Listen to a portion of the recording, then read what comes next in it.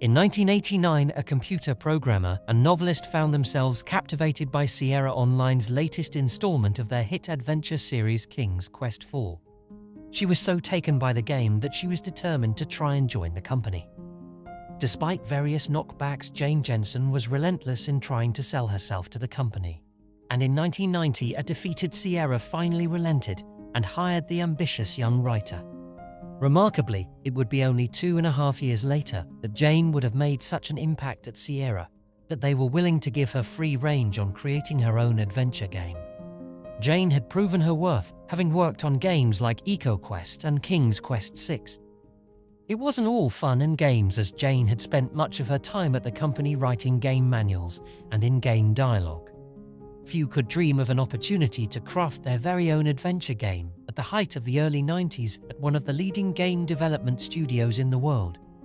Jane wanted to take the adventure game genre in a different direction, proposing a darker, more realistic game, featuring a complex plot based around the occult. Her proposal went down like a lead balloon with the Sierrra execs.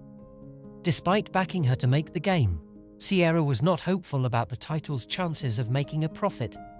It would be around this time that Sierrra would start to make a shift toward more gritty, realistic games, leaving behind their cartoony fantasy-style games that had characterized their earlier works. The plot and atmosphere of Gabriel Knight's Sins of the Fathers was inspired by the film Angel Heart. Game designer Jensen recalled that she was given a great deal of freedom in creating the game's concept. One of the great things about Sierrra was that Ken Williams really believed in the artistic vision. If he gave you the chance to do a game, that was your responsibility. Nobody told you what to do with it. If it didn't sell, then you wouldn't do another game for him, but he would let you have that freedom. As Jensen's new project got underway, it soon became clear that far from being a side project for the company, Sierrra would go guns blazing in their effort to ensure that the game would have the best chance of capturing gamers' imaginations. From the quirky angular box design to hiring legendary actor Tim Curry, Mark Hamill, and Michael Dorn as voice actors, Sierrra were pushing their craft into new areas. Sierrra was a company that was determined to embrace the ever-changing game market and ensure that Sierrra was at the cutting edge of game development. I love mysteries and I love great detectives, and I wanted to blend a mystery series with horror, bring in the supernatural element. So I proposed this as a series for Sierrra, and fortunately they were willing to do it. Gabriel Knight is basically a detective series. He's a little like a superhero in that he has a role, Schottenjäger, shadow hunter, and it's similar to a witch hunter, more of a Von Helsing kind of character, in that he tracks down supernatural cases and fights evil forces wherever they may arise. So what I'm working on right now is the sequel, which is The Beast Within, and it's kind of fun because the characters are so well established for me now. Number one was almost a prequel, and now I really get to take Gabriel into this role and explore his struggles, trying to be this hero, because he's really not. The early 90s was a radical time of cultural and technological change. The 8-bit era of the 80s was giving way to a more sophisticated gaming market. With the rapid development of PC technology and the rise of the CD, game developers found themselves at a creative crossroads. The only way for game studios to survive the evolving market was to embrace the new wave of technological innovations and take a risk on new games and ideas. Jane's new game would feature Gabriel Knight, a motorbike riding, leather trench coat wearing writer and bookstore owner. The game would be set in the moody city of New Orleans, giving Sins of the Fathers much of its unique charm. Supporting Gabriel is Grace Nakimura, a student who works at the bookstore and also helps Gabriel do research for his novels. The plot centers around a series of voodoo murders, leading Gabriel on a journey of discovery where he learns that he is in fact descended from the Schottenjäger or Shadow Hunters. One of the refreshing aspects of Gabriel Knight is how forgiving it is compared to other Sierrra titles, which had gained a reputation of punishing the player for mistakes. Sins of the Fathers was a step closer to the LucasArts approach of allowing the gamer to simply hit a dead end until they were able to solve the problem, rather than constantly forcing them to reload save games after dying.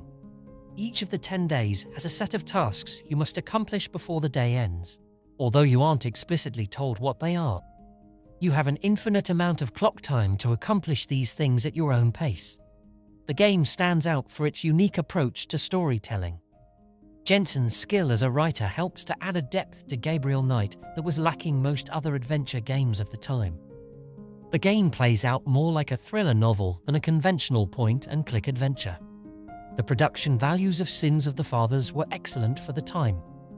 The moody art perfectly complements the story Jensen has scripted, and the voice acting cast, both the big names and the smaller ones, are solid. Drachen means dragons. I wonder if Mosley would know he was being insulted if I called him Drachenbreath. Tim Curry is among Hollywood's most talented and versatile actors. Using his sensuous masculine voice, Curry created a distinctive personality for the title character of Gabriel Knight. This is a newspaper clipping about a murder committed in 1810. That murder is an exact match of the voodoo murders, right down to the marks around the bodies. Tim Curry as Gabriel Knight. It's kind of an interesting story.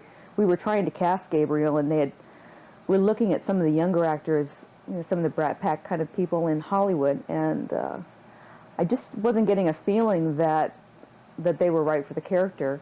And I kind of teasingly said, well, we need to get someone like Tim Curry because he's a very sensual person who's got a real attitude, but you can't help but really like him and really be attracted to him no matter how, off the wall or how obnoxious he's being in his role. The casting director said, well, I know Tim Curry. I've worked with him. I think we could get him. And I was amazed. The music, which was created by the project's producer Robert Holmes. He began dating Jensen while the game was in production, and later became her husband and creative partner, is catchy, memorable, and very good at setting the mood. During development, Sierra's game engine was upgraded. The development team would struggle to convert Gabriel Knight to the new engine. Because of this, Jensen later wrote that they fought bugs for 6 months. Despite this, we made our Christmas deadline. It just made what had been a very smooth project a bear.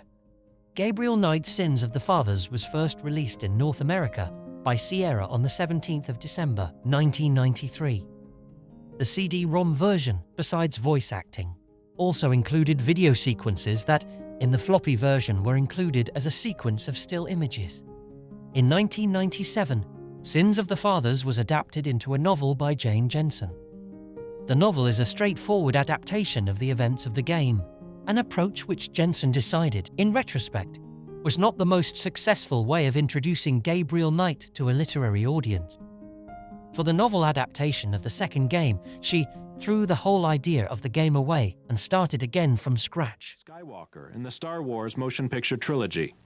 Since then, Hamill has concentrated on stage work, with leading roles in several Broadway productions.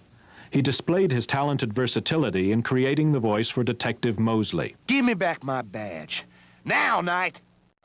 Well, I'm basing him on various people I might have met, a little mixture of Gary Busey with Randy Quaid, with Mr. Anderson, and I think he's a very pragmatic guy, sort of by the book. He finds the protagonist to be someone he has to work to catch up with. But it's fun and it'll all work great, but for the actor it's very difficult. It's very schizophrenic because they ask you a question and you have 5 responses. Oh, wait a minute, I gotta call the chief and see if it's okay. Oh, wait a minute, I gotta call my wife and tell her I'll be home late for dinner. Now, wait a minute, I got tickets to the ball game tonight. It's like nothing I've ever done. Gabriel Knight was not a major commercial hit. According to Todd Vaughn of PC Gamer, Jensen's hope for a King's Quest-sized success fell a little short of the mark. The game and its sequel, The Beast Within, sold a total of 300,000 copies by December 1998. In 1996, Computer Gaming World magazine listed a zombie ripping out the player's heart as number 7 on its list of the 15 best ways to die in computer gaming. For all its flaws, Gabriel Knight has become an adventure game classic, spawning 2 sequels. Despite Gabriel Knight 3 releasing over 25 years ago, many are still hopeful of a fourth game in the series. Been contacted by, development groups who would have interest. And, if somebody could put together the right package and then take it to Microsoft and say, hey, we've got funding, we've got a team, give us the license. I think Jane and I, would love to be involved. That's true. I think it's more likely if a development team wanted to do it and they put together a really cool demo, we could work with them on the concept and stuff and present it to Microsoft. I think it's much more likely that Microsoft would license it for a game than it ever had been that Activision would. So, and I have had people over the years again contact me looking for to do a game, and at the time I had to say I didn't think Activision would give the license, but I mean I do think it's more likely that Microsoft would be open to that.